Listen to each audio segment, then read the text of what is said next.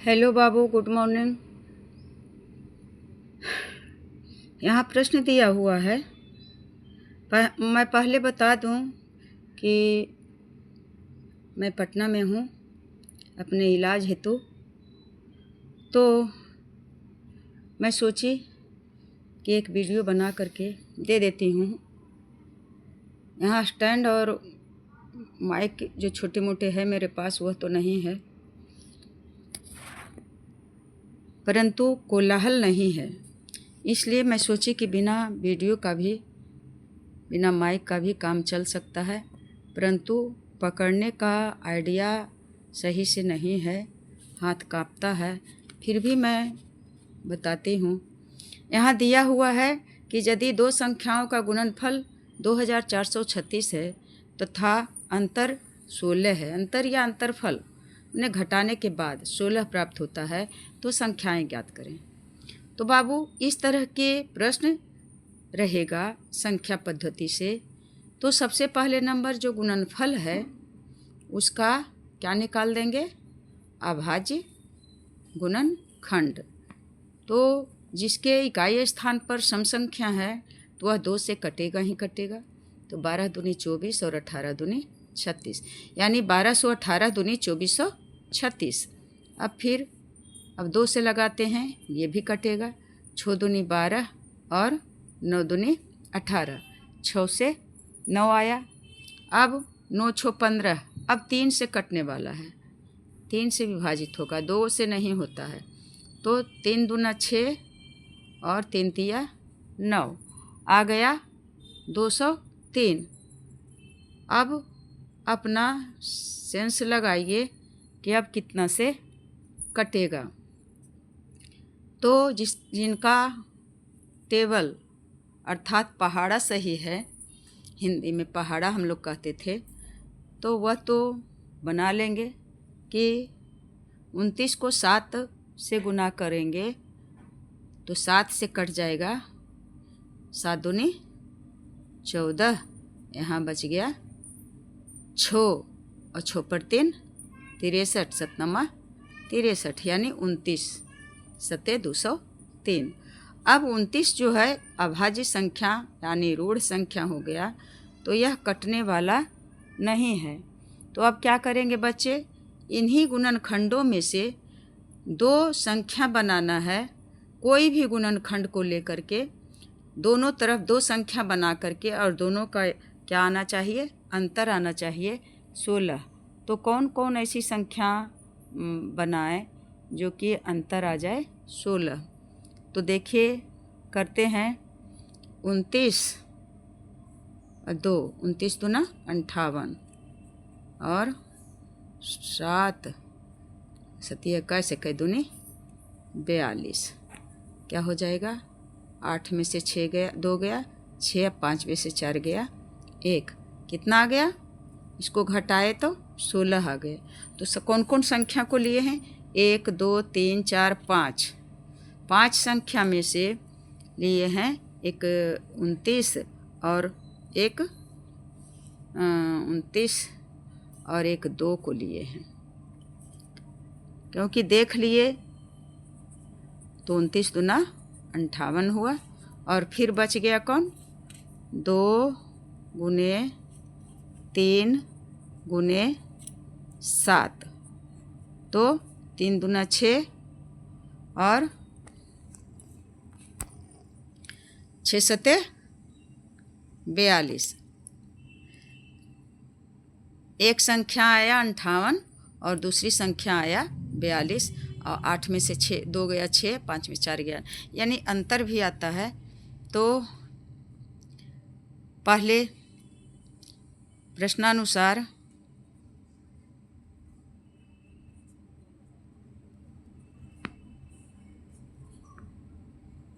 दो संख्याओं का गुणनफल कितना आना चाहिए बाबू? आना चाहिए 24 36। तो अब देखते हैं, 58 एक संख्या है और गुने 42 दूसरी संख्या है, तो इसमें गुना करके देख लेते हैं। तो 58 और 42 में गुना करेंगे तो 8 दूनी 16, 5 दूनी 10 और 1 11, 8 चौक 32, 5 चौक 20 और 3 23। तो कितना आया? 8 दूनी 16, 5 दूनी 10, 1 11, 8 चौक 32, 5 चौक 20 और 3 23। तो 6 2 1 3, 3 1 4 और 2 की 2, कितना आ गया? 24 36 गुना करके, और यहाँ दिया हुआ है भी 24 36। तो एक चीज़ तो हमें प्राप्त हो गया। अब दूसरा है, अब क्या है? दो संख्याओं का अंतर कितना आया है बच्चा? प्रश्न में 16। तो इसलिए क्या किए? 58 और घटाओ 42, 58 घटाओ 42 बराबर 8 में से 2 गया 6 और 5 से 4 गया 1, तो 16। तो प्राप्त हो गया। जो प्रश्न कह रहा है कि यदि दो संख्याओं का गुणनफल 2436 है तथा अंतरफल 16 है तो संख्याएं ज्ञात करें। तो पहले 2436 का गुणनखंड निकाल लिए और सभी गुणनखंड को अपने दिमाग लगाकर इस तरह से बंटवारा किए कि दो संख्या प्राप्त हो जाए। तो एक संख्या 29 और गुने 2 कर दिए तो 29 दूना 58, और फिर दूसरा बच गया 2 गुने 3 गुने 7, तो 3 दूनी 6 सते 42, दूसरा संख्या प्राप्त हुआ 42। तो प्रश्नानुसार कह रहा है कि दोनों संख्याओं का गुणनफल होना चाहिए 2436।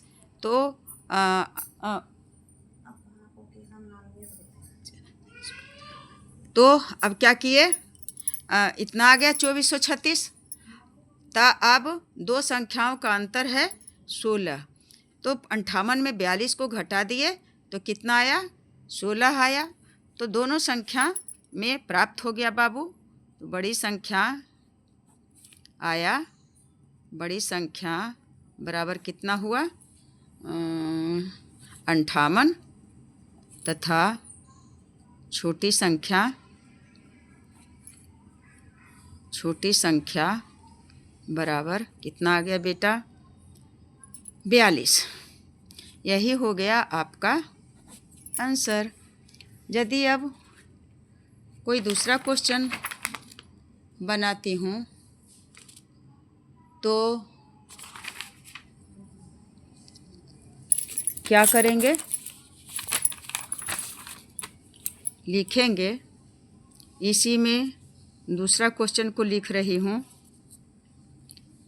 क्या लिख रही हूँ बेटा? कि यदि दो संख्याओं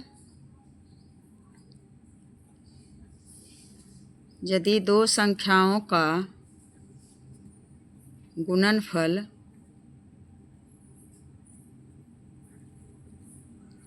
यदि दो संख्याओं का गुणनफल 608 है तथा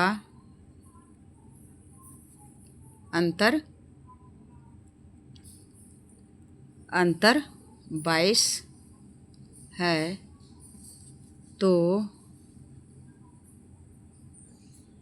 संख्याएं ज्ञात कीजिए।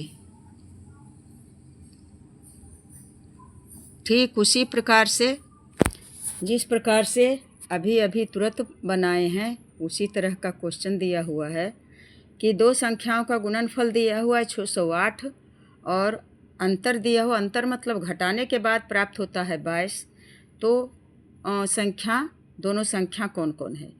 तो पहले नंबर गुणनखंड निकाल लेते हैं। 608 का गुणनखंड अभाज्य गुणनखंड, तो 2 से लगेगा 3 दूना 6 और 4 दूना 8, फिर 2 से लगेगा 15 दूनी 30 और 2 दूनी 4, फिर 2 से लगेगा 7 दूनी 14, एक बचा, 6 दूनी 12। फिर 2 से लगेगा, 3 दूना 6, एक बचा, 8 दूना 16। फिर 2 से लगेगा, 19 दूना 38, 19 दूना 19 दूनी 1 दूना 2, यहाँ बच गया 1, 9 दूनी 18। अब 19 आया तो इसे 19 बार लगा देंगे तो कितना आ गया, 2 गुने 2 गुने 2 गुने 2 गुने 2 गुने 19। 19 एक ऋण संख्या है जो कि किसी से भी विभाजित होने वाला नहीं है। तो अब हम लोग क्या करें, 2 दूनी 4, 4 तिया 12, इधर 19 दूना 38 और 38 दूना कितना हो जाएगा, इधर 19 दूनी 38। अगर इधर लेते हैं 2 दूनी 4, 4 दूनी 8, 8 दूनी 16। इस तरह से 4 संख्या को 1 में कर देते हैं और इस दोनों को 1 में कर देते हैं। यानी इस तरह से लिखेंगे, पहले देखें कि 2 गुने 2 दूनी 4 दूनी 8 दूनी 16, एक संख्या आया 16 और 19 दूना 18 और 1 दूनी 2, 19 दूनी 38 हो गया। तो 38। अब दोनों को घटा करके देखते हैं, 8 में से 2 गया 6 और 3 में से 1 गया 2, यानी अंतर कितना आ गया, 26 आ गया। 2 संख्याओं का गुणनफल 608 है तथा अंतर 22 है। 2 दूनी 4, 4 दूनी 8 और 8 दूनी 16 और 19 दूनी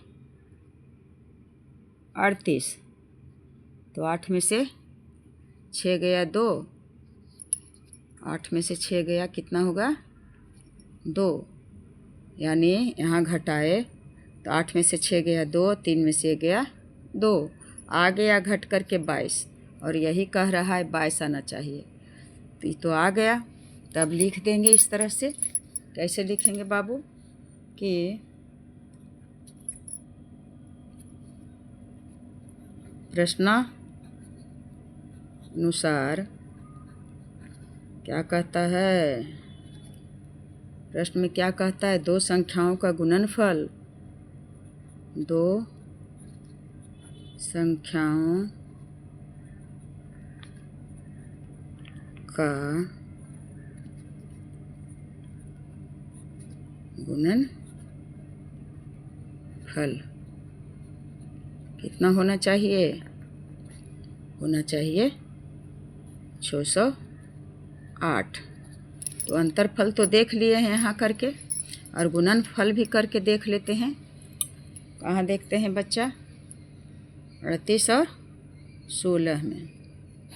8 छक 48 के 8, हाथ में 4 और छोतिया 18, 19, 20, 21, 22 आ गया 228।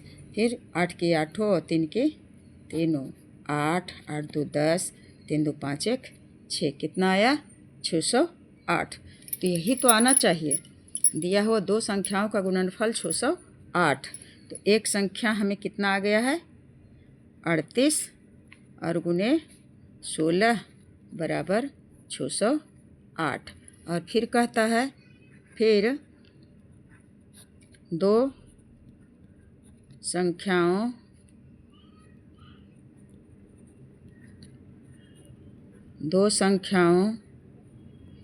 का अंतर